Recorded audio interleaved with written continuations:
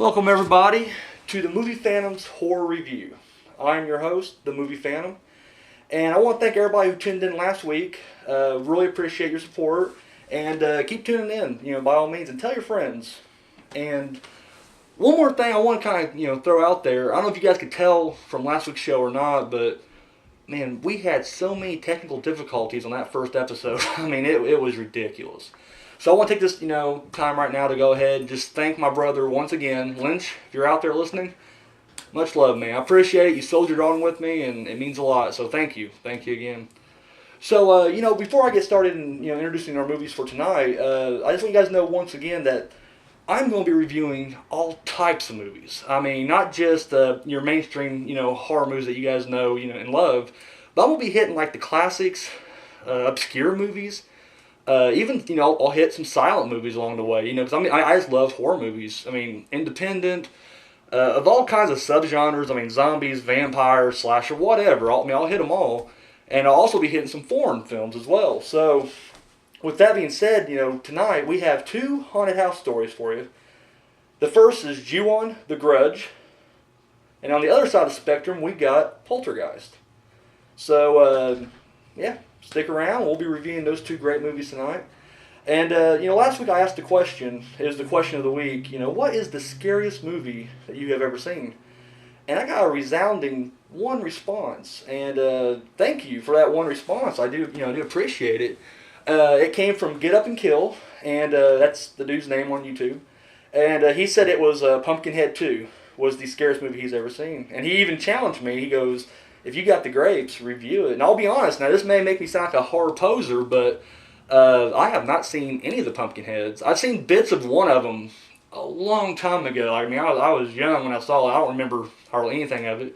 And just never really got around to watching them. But I'll check it out. And you know what? Coming up soon, we'll be reviewing Pumpkinhead 2. So, and now that, since tonight we're reviewing, Ju-On, The Grudge, let me go ahead and throw out this question of the week then.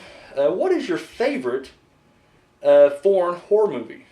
So, that's the question of the week. What is your favorite foreign horror movie? Now, for me, it was a toss-up between two of them. The Audition and One Missed Call. And both of them are really great. I recommend both of them, actually. But if I had to go with one, I'd say One Missed Call. I mean, One Missed Call overall was just a much better movie, although The Audition has the best scene, which, if, for those who've seen it, the torture scene at the end. Like, the last 45 minutes just gets, fucking insane. And, yeah, it's crazy. So, but, yeah, I'd say One Missed Call, though. I mean, I think everything about that, I love, that's what I love about Asian horror films is they don't really explain everything to you. Like, you kind of got to figure it out yourself. You got to kind of fill in your own gaps, which I love that. I mean, because it's like this very ambiguous ending. And I of course, last week I mentioned I love the ambiguous ending. So yeah, there it is. To all my, Phantom friends over on Facebook, hit me up there. What is your favorite, horror film from a foreign country? And, everybody else comment down below. And, or if you don't, if you're ashamed of your pick for whatever reason, or maybe you just don't have an account on YouTube, you're just kind of checking me out on the go ahead and hit me up at moviephantom7@gmail.com. All one word, too, so. All right, let's get into some news, shall we? There ain't a whole lot going on in news this week, but, I'll bring you what I can. Just read an interview the other day with Ridley Scott. He's going to be directing his prequel to the Alien movie, Prometheus.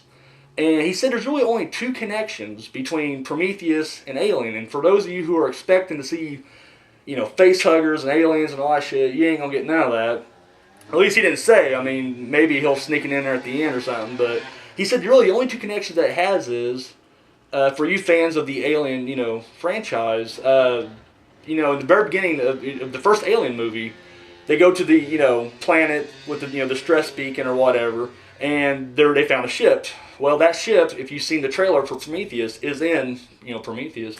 And the space jockey, I guess that's the name of the giant alien with the, chest bursted out of it inside the ship. I guess that will be in this movie. So I don't know if they'll show the face hugger hitting the space jockey or not, but, either way. And then the other connection is Guy Pearce will be playing in it, and he's going to be playing the character Peter Whalen. And once again, for you fans, know that the company that's always just fucking Sigourney Weaver over and always trying to cover up, the alien.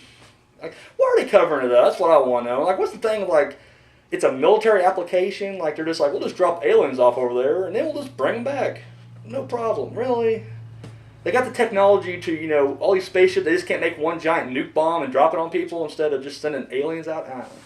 Anyways, yes, Guy Pearce will be playing Peter Whalen, and of course the company in the previous Alien movies was called Whalen and Yutani Corporation. So I actually saw a video not too long ago, and I don't think it'll be in the movie, but it was just like a little clip of Peter Whalen, played by Guy Pearce, giving like a press conference. He's just talking, and he's in the character and everything. It was actually pretty good. So, Prometheus comes out this summer. I'm really, looking forward to it. I think it's going to be really good. I think everybody's going to be kind of disappointed, though, because I think they are expecting, Sigourney Weaver fighting a Queen Alien, and they're just not going to get it. So, now, for you fans of Grindhouse and old exploitation films, here's some news for you guys. A couple years back, they had a DVD come out called 42nd Street Forever. And it was just a compilation DVD just full of trailers from that era. Like, you just had a lot of, like, old, it's exploitation Grindhouse. You had like biker movies and, really low budget slasher and just oddball little movies. They even had like a couple of porn trailers. And that was the best one. They had a trailer on there. It was freaking, it was brilliant. It was John Holmes. And it was not the John Holmes that we all know and love. It's the I'm strung out and I'm like 2 months away from getting AIDS John Holmes. So he's just kind of, he's just got that face. You can just tell he just doesn't want to be there. But the trailer that they were advertising it was a 3D porno. Of course, it was back in the 70s, so it's not, the high definition, 3D we know. So it's probably like the blue and red lens, glasses. But anyways, 3D porno, and John Holmes had like the best line on the entire DVD when he just like, you'll be able to see my dick all the way out there in the back of the theater. Presumably the trailer is probably in 3D too, because when he did this, So reason I'm bringing it up, though, is they're releasing this DVD on Blu-ray now. And that's kind of crazy, because normally, Blu-ray's kind of reserved for all the new movies coming out, and really just classics that, they're taking time to, restore and, upgrade into Blu-ray. So the fact that they're kind of taking this compilation disc and giving it, like, the Blu-ray treatment, that's kind of cool, So I recommend it to all you fans of, like, old 70s exploitation, sexploitation, whatever, Grindhouse stuff. I recommend it to you guys. So, also this summer we got Resident Evil Retribution, the 5th Resident Evil movie in the franchise. And just saw a little blurb in it the other day where they talk about how Jill Valentine will return. And of course, you guys all, if you guys stayed after the credits on Resident Evil Afterlife, you will know that Jill Valentine is back, but she's evil because she has that fucking bug thing implanted in her, like the little red ruby with the bug spider legs on it. So she's going to be it, but I guess she's going to be a bad guy. But what kind of threw me off was they got Michelle Rodriguez back for Part 5. And as you guys know, she played Rain in Part 1 and she was killed. Now the character they got named for is Bad Rain, is what was on the website. So I don't know if like they resurrected zombie Michelle Rodriguez and she's back, or if it's just like a robot, Either way, I guess she's bad. I guess like they was talking about the clips they saw was, Jill and Michelle Rodriguez, Rain, Jill and Rain on one side and Alice on the other. So, I don't know. I'm looking forward to it. Like I said, I'm a big Resident Evil fan. Not a big fan of the video games per se, but I love the movies. So, and finally, also opening, this summer, we got Piranha 3 Double D, which I just love the title more than anything. The first one was Piranha 3D. Which was great. I loved it. It was cheesy, but it was made. It's supposed to be cheesy, guys. Come on, it's a fun movie. Enjoy it. But you got the second one, and they call it Double D. But because presumably there'll be some big ass titties in this new movie. So looking forward to that. Now this week we got 2 movies opening up, and I believe they're both limited release, which. For one of them, I can care less. The other one's going to kind of suck. So, if you're in a smaller town, you may not be able to see this one right off the bat. You have to wait for it to come out on DVD or whatever. First we got Playback. And in that, Christian Slater plays a homicide detective who's on a case, and he realizes that there's some kind of supernatural force that, who gives a shit, this looks horrible. Like, I watched the trailer again, thinking like maybe I was too rough on it last week. No, it sucks. It just looks like a piece of shit. Christian, buddy, you are better than this. You gotta be doing some better work than this, buddy. Come on. I mean, you're clean, right? Like, you did get yourself cleaned up. Go on, move past it. I don't know. It looks bad. It really does. Up next, though, this is my pick of the month as far as the movies I want, my anticipated horror movie of the month. The Silent House with Elizabeth Olsen, where she basically goes to the family's lakeside, house, and she is terrorized by something or someone. We don't know.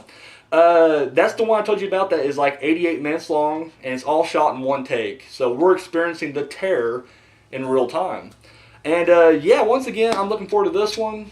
Gimmick aside, I mean, I hear great things about Elizabeth Olsen. Now, I was kind of swinging on her nuts last week.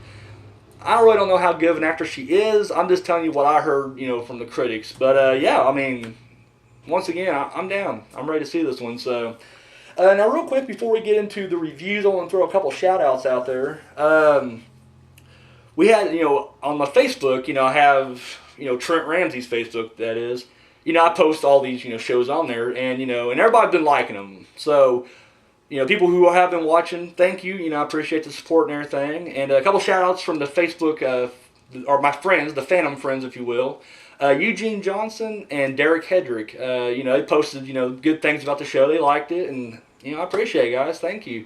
Keep watching. And once again, guys, tell your friends, post this on your page. Just go ahead and let's spread it like a virus, That's what I'm saying.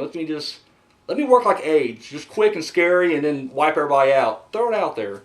And, I got a new friend, I guess, on YouTube, a guy named Silent Mike. He commented, said he really kind of dug it. He liked the mask. Buddy, thank you. Appreciate that. Appreciate it. So, there's my shout-outs for the week. So, once again, thank you, guys. I mean, this show wouldn't be possible without you. Okay, I'm lying, actually, because I'm not going to lie. If no one's watching, I'm still just doing these videos. But, it's nice to get some feedback, though. That's all I'm saying. So. All right, so let's get right into the review, shall we? First up, we got Ju-On the Grudge. And this was made in 2002. And basically, the plot of it is that, of course, if you guys have already seen the remake, you know the plot. But basically, there is a curse on this house. And there's spirits in there. And basically, they're just, anything gets near this house, gets taken out. So, I watched it. I've never seen the original before. I've seen the remake. I love the remake. Remake gets a lot of shit. I liked it. That's one thing I do love about The Grudge is the fact that, in the American haunted house movies, the answer's simple. Just fucking leave. Ghost shows up, terrorizing the house, I'm moving. That's all there is to it. See you later. I'm gone. And they never do. They stick around for whatever, jackass reason. They're like, well, we don't have the money to move. I'm like, screw the money, dude. This is a movie. You can get killed. Just leave. That's all you gotta do. Whereas in The Grudge, you leave instantly. You're like, oh, fuck this. This is scary, You leave, and then, of course, the curse follows you, and then, you get killed anyways. And I like that. You can't escape it. And that's what really made The Grudge stand out for me. So, I was really curious about the original, so I went back to check it out.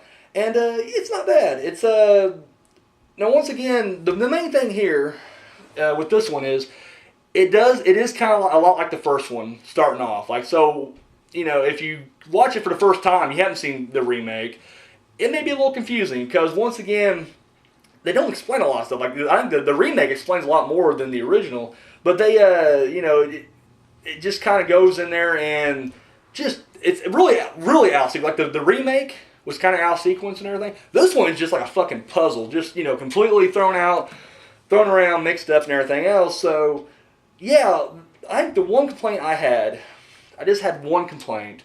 And actually, you know what? I'm going to get to that here just 1 second because we're going to take a quick break and we'll be right back. So stick around.